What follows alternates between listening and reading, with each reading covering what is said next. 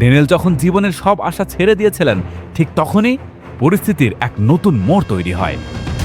স্থানীয় detective Craig সময় জানতেন যে ড্যানিয়েল প্রায় মোয়াবের উত্তরে আমাশা ব্যাক এলাকায় প্রশিক্ষণ নেন। তিনি আশা করছিলেন তার এই ধারণা যেন সত্য হয়। তার ট্রাক পাওয়া গেছে। এখন উদ্ধার অভিযান শুরু হতে পারে, কিন্তু ড্যানিয়েলের জন্য হয়তো অনেক দেরি হয়ে গেছে।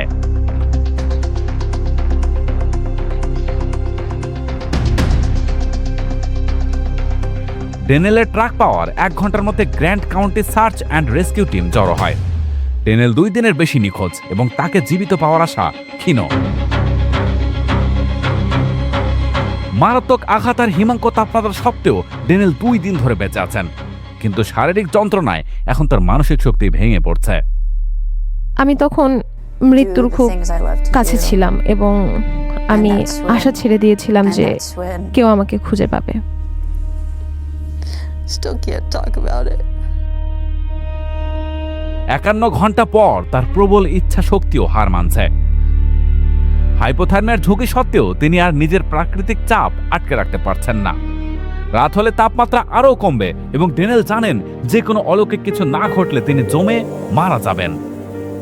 এক্সট্রিম অ্যাথলেট ড্যানিয়েল অবশেষে হার মেনে নিলেন।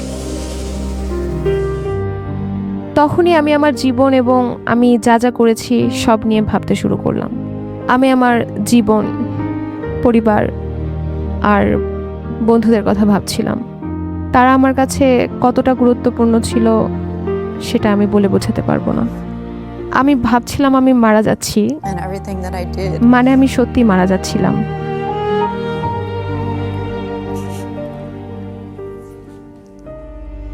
ড্যানিয়েল বুঝতে পেরেছিলেন সাহায্যের জন্য তাজই এখন তার শেষ ভরসা। তিনি তাজকে কাছে নিয়ে বললেন, তাজ, আমাকে সাহায্য করতে হবে। যাও, সাহায্য নিয়ে এসো। তাজ, প্লিজ যাও। ড্যানিয়েলের চূড়ান্ত নির্দেশ পাওয়ার পর তাজ মুহূর্তের মধ্যে ঘুরে দাঁড়ালো এবং গিরিখাত থেকে লোকালয়ের দিকে দৌড় দিল।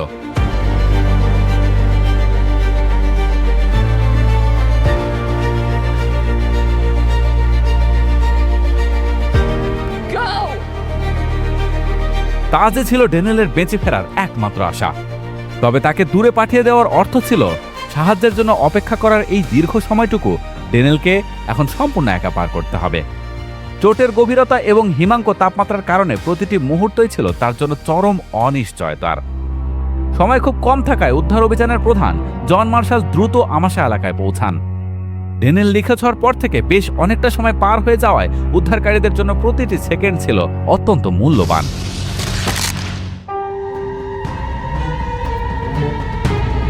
নিচে একটা কুকুর আছে, দেখছো ওটাকে?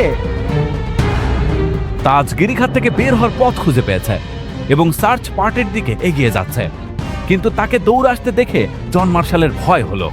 আমি জানি আমার পালস থাকা পর্যন্ত আমার কুকুর আমাকে ছেড়ে যাবে না। গিরিখাতের নিচে প্রথমবার তার কুকুরকে একা দেখে আমার বুক কেঁপে উঠল। ভাবলাম এটা ভালো লক্ষণ নয়। সার্চ পার্টির বাকিরা আসার সময় তাজ পাহাড়ের উপরে উঠে আসে, কিন্তু সে থামে না। তার আচরণ ছিল অদ্ভুত, যা অভিজ্ঞ ট্র্যাকার বিগো গেরহার্টকে অবাক করে। যাওয়ার সময় প্রতিটা বালুময় জায়গায় আমি পায়ের ছাপ খুঁজছিলাম। কিছুক্ষণের মধ্যেই আমি কিছু পায়ের ছাপ পেলাম, যা সম্ভবত 2 দিন আগে, এবং সেগুলো ছিল কুকুরের পায়ের ছাপ, আর সাথে ছিল জুতোর ছাপ। উদ্ধার ঘাঁটিতে জন মার্শাল এখন নিশ্চিত যে তাজ তাদের কিছু বলতে চাইছে। সে যেন এদিক ওদিক দৌড়ে বলছিল, আমি দেখাচ্ছি সে কোথায় আছে। সে কোথায় যাচ্ছে? হঠাৎ সে আবার ট্রেইল ধরে দৌড়াতে শুরু করলো ড্যানিয়েলের দিকে। সময় ফুরিয়ে আসছে। রাত হওয়ার আগে তুষারপাতের পূর্বাভাস পাওয়া গেছে, যা ড্যানিয়েল সহ্য করতে পারবেন না। তাজকে অনুসরণ করাই এখন ড্যানিয়েলকে জীবিত খুঁজে পাওয়ার সেই সুযোগ। আমি জানি কুকুরের দিকে খেয়াল রাখা দরকার, কারণ তারা অনেক কিছু জানে। যখন সে পাহাড়ের উপর দিয়ে দৌড়ে গেল, আমার দৃঢ় বিশ্বাস হলো যে তাকে অনুসরণ করা উচিত।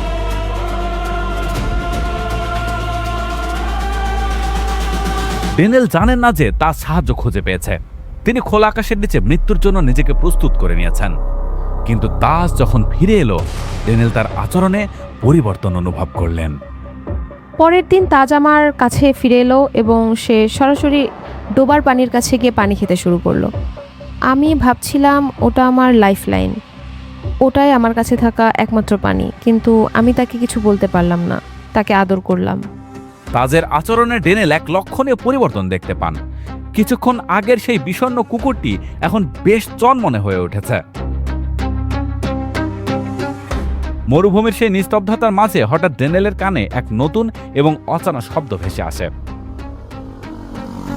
ঠিক যখন আমি ভাবলাম রাস্তা শেষ হয়ে গেছে, আমি এক রক্তহিম করা চিৎকারের শব্দ শুনলাম। আমি এটি কখনোই ভুলব না, এটি ডেনেলি ছিল। সেটি ছিল আমার জীবনের সেরা মুহূর্ত। আমি জানতাম আমি একটি দ্বিতীয় জীবন পেতে চলেছি, আমি জানতাম আমি বেঁচে ফিরবো। উদ্ধারকারী বেগো গেরহার্ট যখন শেষ পর্যন্ত ডেনেলের কাছে পৌঁছান, তখন তার মুখ ছিল এক অপার্থিব স্বস্তি। Please help me.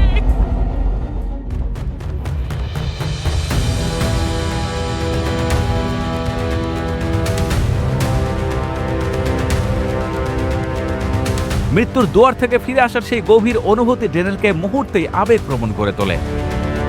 বেগো ডেনেলকে দেখে প্রথম যে কথাটি বলেছিলেন তা হলো তার কুকুর তাজ সত্যিই এক অবিশ্বাস্য কাজ করেছে। নিজের বিপদের চেয়েও প্রিয় বন্ধুর প্রশংসা শুনে ডেনেল আর নিজের চোখের জল ধরে রাখতে পারেননি। আমি আজ যখন পেছনে ফিরে তাকাই, আমি খুব কৃতজ্ঞ। সে সত্যিই সেরা বন্ধু। এটি ছিল খুবই আবেগময় মুহূর্ত, কারণ খুব কমই এমন উদ্ধার অভিযানে যাবেন যেখানে কেউ মৃত্যুর একদম শেষ প্রান্তে দাঁড়িয়ে আছে।